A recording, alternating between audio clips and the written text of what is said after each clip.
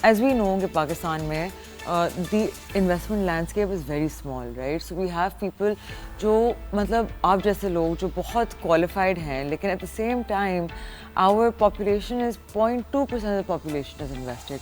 So clearly the only place that the market can go from here is up, right? Because हमारी base ही इतनी छोटी है. So we saw, obviously we saw in the US तो ये पिछले 4 decades से stock market का momentum चल रहा है.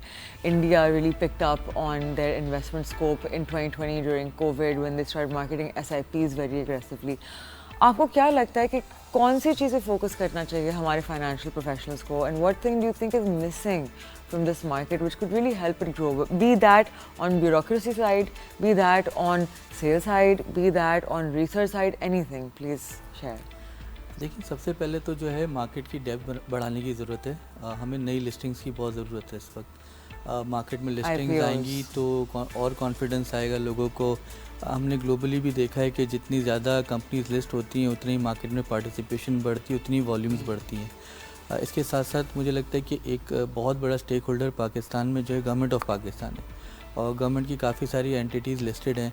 और मुझे लगता है उनको भी थोड़ा और फ्लोट मार्केट में देना चाहिए. जिस तरह OGDC का काफ़ी कम जो है फ्री फ्लोट है इस वक्त मार्केट में, तो may be government can think कि वो जो है वो थोड़ा सा मार्केट में फ़्लोट अपनी जो है वो कंपनीज़ को उसका फ़्लोट बढ़ाए. साथ साथ there are a lot of companies जो कि लिस्टेड नहीं है on the part of government. तो गवर्नमेंट को चाहिए कि उनको भी लिस्ट कराएं ताकि जो है वो मार्केट में डेप्थ आए, लोग देखें कि गवर्नमेंट की. हम जो है ज़्यादातर जो वो SOEs देख रहे होते हैं कि जो लॉस मेकिंग है, but there are a lot of state owned enterprises जो बहुत ही ज़बरदस्त परफॉर्म कर रही हैं. एक एग्जांपल हमारे पास स्टेट लाइफ की है कि स्टेट लाइफ पाकिस्तान का बहुत बड़ा इंस्टीट्यूशन है दैट इज़ मेकिंग मनी. तो गवर्नमेंट को चाहिए कि institutions like state life, national insurance, इस तरह के इंस्टीट्यूशंस को लिस्ट कराए ताकि मार्केट की डेप्थ बढ़े. ऑन द अदर हैंड जो हमें मार्केटिंग की ज़रूरत है as a mutual fund company या जो ब्रोकरेज हाउसेज हैं, कि हमें जो है ना वो स्कूल कॉलेजेस में इसकी अवेयरनेस क्रिएट करने की बहुत ज़रूरत है. जिस तरह यूनिवर्सिटीज़ वगैरह में सेशंस हों, सेमिनार्स हों. आजकल स्टार्ट कर दिया, ट्रेडिंग कॉम्पिटिशन्स वगैरह होते हैं उनके.